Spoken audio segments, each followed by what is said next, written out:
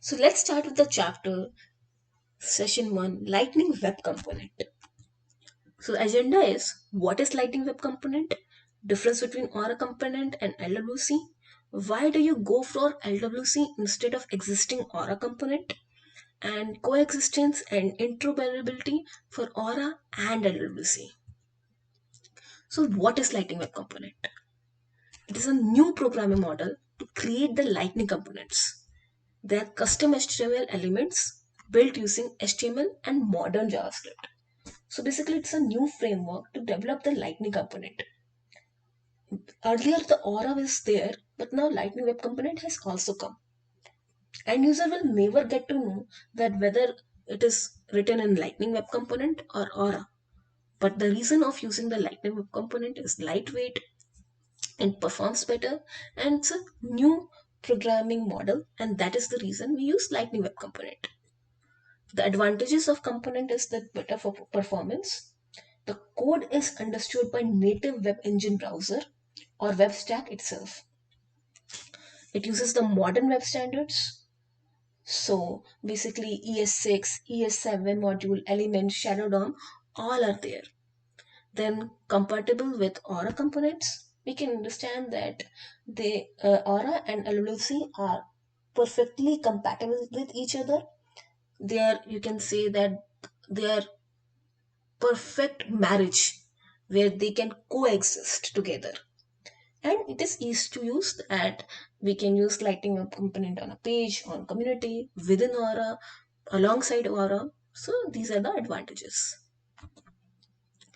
Now Lightning Web Component is having so many advantages, then why Salesforce firstly bought Aura and then LWC? They could have brought directly LWC, and why we had to go through the learning process of Aura? For that, we have to go back to the web stack of 2014. So in 2014, the web standard just had ECMAScript 5, events, standard element, and rendering. And the key element were not part of web standards like templates, modules, component models. They were not part of web standard. So web standard was not powerful enough to create the UI components. So because of that framework like Aura, React, Angular came, so that they can create the components by using those frameworks. But it has its own problem. The problem was that the whole new framework was developed, and it was hard to transfer from one to another. Like we are not able to transfer the component used created in one framework to another.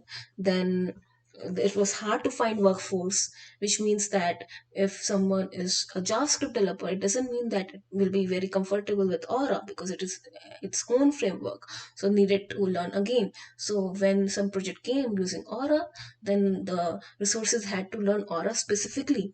So it was a problem there. Then we had to develop their own rendering engine, and does not support the custom elements. And these were the problems when we were using the earlier web stack and then the framework created. So then it evolved, the web stack keep on evolving in the 5 years. And in 2019, what happened is that template, Shadow DOM, all were included in the web standards itself. So what were provided by the framework earlier now were provided by web standards, because of which the heavy thick layer of framework was not needed anymore, and framework just had slide services, data services, and UI components. So everything was added to the web standard, making it perform better. Now Salesforce quickly catched up, and they created a Lightning Web Component stack where all the web standards like Shadow DOM and custom elements rendering were there in the web standards, and the Lightning Web Component had like security, Lightning Data Service, and base Lightning Component. So basically, it used Lightning Locker for the Lightning security, and then Lightning Data Service basically to interact with the Salesforce backend, and then base Lightning components. So there were 70 plus components, and they were now converted. So you can see the web stack transformation from 2014 to 2019, and you can see that earlier the web standards were like not having a lot of key elements. Then 2019 they added it gradually, and then Lightning Web Component was used where they added they were using web standards, and only security LDS and base Lightning components are being used. Now, what are the benefits of LWC? First one is more standard and less proprietary. So for this we can understand that the like we have seen that WebStack is using all the standard features, and LLC is less proprietary, so it makes it better performance. Then common component model. This component model is common. Then the transferable skills. Now a person who knows JavaScript can easily transferable skills to do the LWC, and then easier to ramp up for developers because now resources are easier to find, and then they are able to easily learn the framework. It doesn't take that much time because earlier a person who knows Angular may not know of Aura, or Aura may know Angular, but now because they are using the web standards the itself, so because of which it is very easy, and then the performance is better. So earlier when we were using the component development framework, so browser had to download the framework JavaScript, then compile by JavaScript engine, and used to take a lot of time. And because of which the rendering was slow.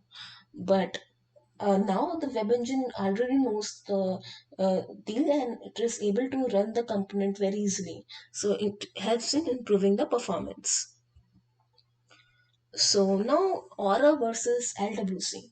So like we said that Aura and LWC are perfectly compatible, and they can talk to each other, and then they can interact with each other. And here if you see events, standard elements, rendering, so both are having this. ECMAScript 5 was used by Aura, and ECMAScript latest version 7 is used by Lightning Web Component. And we have just discussed that use the web standards LWC, so web component, templates, custom elements, shadow DOM, module, standard events are being used. And then when it comes to security, then security Lightning Data Service based Lightning components are being there. Now, coexistence and interoperability. So Aura component and Lightning Web component can coexist on the same page, and and in the same runtime. So you can see here that in a single Lightning record page, both of them can coexist. Aura component can include Lightning Web component, but Lightning Web component cannot include Aura component. Then Aura component, Lightning Web component share the same base Lightning components. So there are 70 plus base Lightning components, and they can use the same of them. Now, what is nested composition? So if you see the first picture, there is a parent Aura component which contains the Lightning Web component and Aura component. So Aura component can contain both LWC and Aura component. But if you see the second picture, Lightning Web component can only contain the Lightning Web component. So basically we cannot use the custom component framework, that is Aura component, inside the generic one. So that's what we have to remember, and that is nested composition. Now we talk about the side by side composition. So if you see in the lightning page, Aura component and Lightning Web component can coexist side by side. But in this case, even in this case, where Aura component is parent, it can contain Lightning Web component and Aura component. But when it comes to Lightning Web component as parent, it can again only contain Lightning Web component. But they can coexist together. So now what to choose between Lightning Web component and Aura component? So always choose Lightning Web component unless you need a feature that is not supported.